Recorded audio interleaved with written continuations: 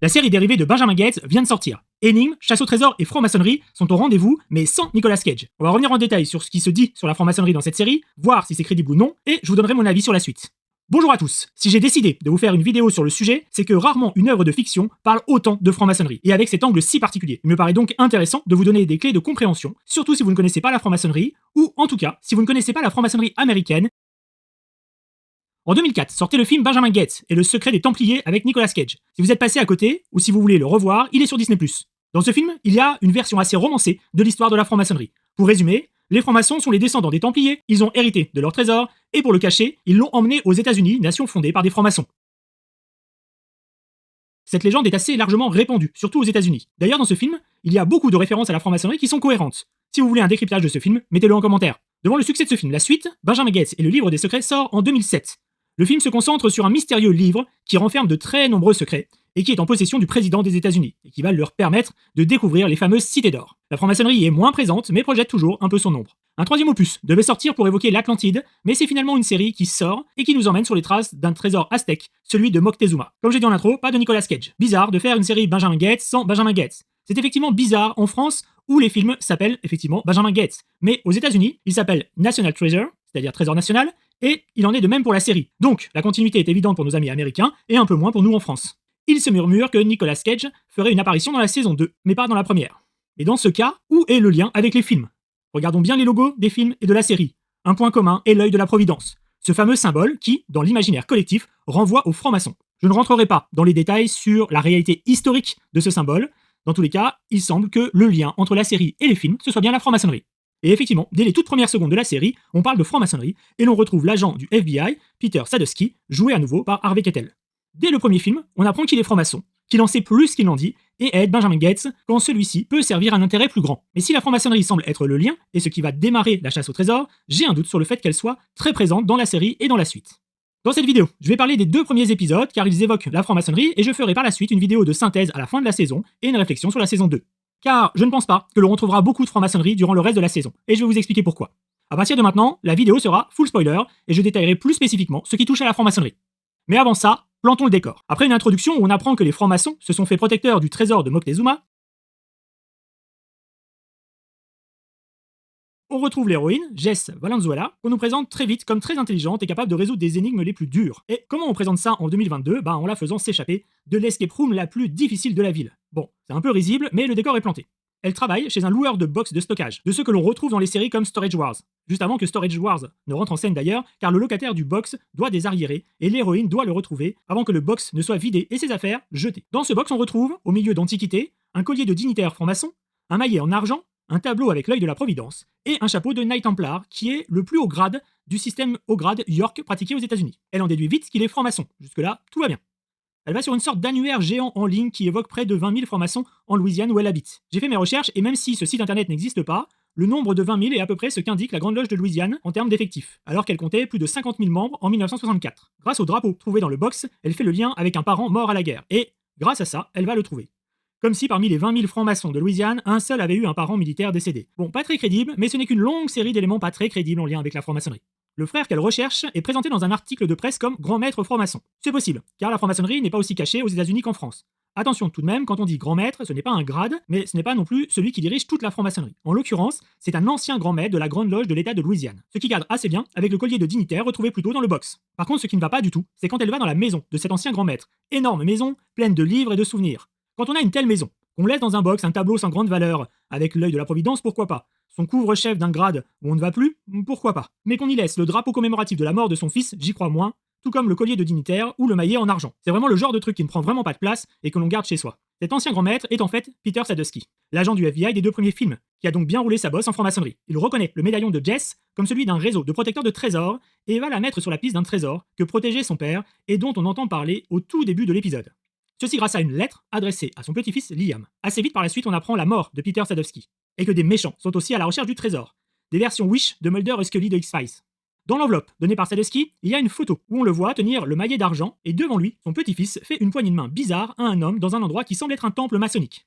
comme Jess, analysons cette photo. Déjà, la disposition de l'endroit. Dans le fond, on voit quelques sièges. C'est, dans un temple maçonnique, ce qu'on appelle l'Orient, là où se met celui qui préside. Devant, il y a un tapis à damier blanc et noir, que l'on retrouve dans la plupart des temples maçonniques américains, car oui, ça va surprendre les francs-maçons français, mais aux États-Unis, on marche sur le pavé mosaïque. Au centre, on voit un petit autel, il ne devrait pas être là, mais plus au centre, mais surtout, de chaque côté, les deux colonnes du temple, J et B, qui ne devraient pas du tout se trouver là, mais de l'autre côté de la pièce. Bref, une sorte de condensé de temple maçonnique pour faire une jolie photo. Sur cette photo, Sadowski tient ostensiblement son maillet. Bon, un maillet en métal c'est rare, tout comme un maillet triangulaire, mais franchement, on peut trouver de tout au niveau des maillets, donc pas grand chose à redire dessus. Par contre, le petit-fils fait une poignée de main bizarre. Ah, la poignée de main des francs-maçons. C'est un sujet qui fait couler beaucoup d'encre. On en voit beaucoup de représentations, toutes différentes. Mais le pire, c'est certainement de croiser un commercial, un agent immobilier ou autre, notamment dans les salons professionnels, qui esquisse une poignée de main bizarre au cas où ça marche. Moi j'ai eu un collègue qui pendant longtemps me faisait une poignée de main en me gratouillant l'intérieur de la main. Je pense que c'était sa manière de me dire qu'il pensait que j'étais franc-maçon et voulait créer une connivence. Je sais bien que l'on parle parfois des frères la gratouille pour parler des francs-maçons, mais il n'y a pas meilleur moyen pour faire fuir un franc-maçon que de faire ce genre de truc. Oui, il existe bien des poignées de main en franc-maçonnerie. Je dis bien des poignées de main et pas juste une seule. Et on s'en sert très peu en dehors de la loge. Et quand on s'en sert, c'est soit avec des francs-maçons que l'on connaît déjà, soit avec un ensemble de signes pour se faire reconnaître. Mais singer une poignée de main ne vous fera jamais passer pour un franc-maçon. Jamais. Au contraire, on voit directement que vous êtes un arriviste et ça donne l'effet inverse. Bref, si on en revient à la photo, on voit une poignée de main bien ostensible. Une simple recherche sur Google permet de faire apparaître des gravures de poignées de main maçonniques. Et si on prend cette représentation largement disponible sur internet, on voit bien que c'est celle-ci qui est la plus photogénique, celle qui a été prise pour la photo. Cette poignée de main s'appelle la patte de lion. Elle est utilisée aux États-Unis. En France, ce terme est inconnu, même si des variantes de cette poignée de main existent. Aux États-Unis, c'est une poignée de main caractéristique du grade de maître. À quel moment on irait faire une poignée de main de maître à un gamin de 10 ans pour une photo? Quand on connaît la signification de cette poignée de main aux États-Unis, mais par contre c'est vrai, c'est très visuel. Avec cette photo, Jess se dit qu'elle devrait aller au siège de la Grande Loge où était Sadowski. C'est cohérent. Elle toque à la grande porte, on lui ouvre, elle se fait passer pour le service d'entretien, et alors que la porte se referme, se passe la scène la plus drôle, maçonniquement parlant, des 2 épisodes. Elle tend sa main au portier en faisant la poignée de main qu'elle a vue sur la photo. Et le portier lui répond par la même poignée de main et les laisse entrer comme si c'était vraiment le service d'entretien. Elles arrivent à rentrer. On voit la série de portraits des anciens grands maîtres. Il y a effectivement souvent ça dans les sièges maçonniques. Par contre, petite erreur de tenue et de tablier. On voit la tenue de Sadowski, alors que le réel grand maître de Louisiane, dont on trouve facilement la photo sur internet, a une tenue un peu différente. Je n'ai pas réussi à avoir des images à l'intérieur du siège de la Grande Loge de Louisiane, donc je ne sais pas si cela a été tourné là-bas, mais c'est possible.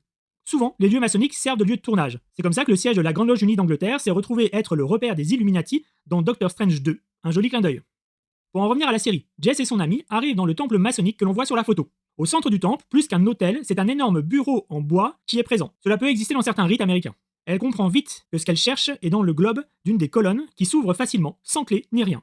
L'énigme est ici un peu gâchée. Elle a un autel mystérieux avec des symboles, un maillet qui peut servir de clé, mais qui ne sert finalement que pour son reflet, le tout pour trouver un objet très précieux qui est déposé dans un autre objet qui doit être manipulé régulièrement et qui aurait pu être ouvert 10 000 fois sans faire exprès. C'est dommage, je trouve que c'est un peu bâclé. C'est faire une énigme avec la franc-maçonnerie sans se donner du mal en se disant que l'aura du lieu va suffire. Ensuite, celle qui est l'antagoniste prend contact avec Jess. Là, pour le coup, ça fait très Benjamin Gates, justement. Cette proximité entre le héros et l'antagoniste, et la chasse au trésor qui se double d'une quête pour retrouver un ami enlevé. C'est ainsi que se termine le premier épisode, mais aussi les éléments liés à la franc-maçonnerie. On ne retrouve quasiment plus rien dans le deuxième épisode. Et, on peut l'imaginer, on n'en verra plus pendant la série qui va se concentrer sur les civilisations précolombiennes. C'est d'autant plus frustrant que dans l'épisode 2, on aura accès à la pièce secrète du bureau de Sadowski, une pièce remplie de documents et objets, et pourtant, rien de maçonnique. Pour quelqu'un qui a dédié une partie de sa vie à la franc-maçonnerie, comme on le voit dans les films, et qui a été grand maître, comme on le voit ici, c'est vraiment peu plausible. On a l'impression que la franc-maçonnerie sert de lien avec les films et de tremplin au lancement de la chasse au trésor. Mais ça s'arrête là. Bien que le générique y fasse un clin d'œil, on verra ce qui suivra. Le deuxième épisode est assez plaisant pour ceux qui ont apprécié les films. On y retrouve bien l'ambiance, on passe d'un point à un autre, on découvre de nouveaux indices, des énigmes à résoudre, l'antagoniste essaye de doubler le héros, etc. Ce n'est pas très étonnant puisque la série a été créée par Cormac et Mariam Weberley, à qui on doit les films qu'ils ont coécrits. J'ai néanmoins l'impression qu'ils n'ont pas pris le temps de prendre des conseillers autour de la franc-maçonnerie, comme pour les films, car c'est assez pauvre et bâclé. De même, le niveau des énigmes, notamment celui de la boîte, ne me semble pas du tout à la hauteur de ce qu'on a pu voir dans les films. En tout cas, pour les premiers épisodes. Et comme souvent dans ces épisodes, le hasard a souvent bon dos. J'ai aussi peur que le jeu de chat et de la souris, déjà ressenti comme longué par certains dans les films, vienne à bout de notre patience ici. Mais bon, pour le moment, il n'y a que 2 épisodes, donc un peu dur à dire. Dans tous les cas, je ne veux pas vous spoiler plus la série, car je pense qu'il faut la regarder. Pour ma part, je la regarderai jusqu'à la fin, car j'aime beaucoup l'ambiance et cette recherche de mystère précolombien. Et je veux en savoir plus sur le secret de Moctezuma. J'ai néanmoins peu d'espoir d'y voir beaucoup d'éléments maçonniques. Je ferai une rapide revue à la fin de la saison dans cet espoir. Et en attendant, je dirai quelques mots sur Instagram et Twitter le mercredi pour chaque nouvel épisode. Si vous voulez voir une série entièrement basée sur la franc-maçonnerie, je vous conseille plutôt Los Symboles,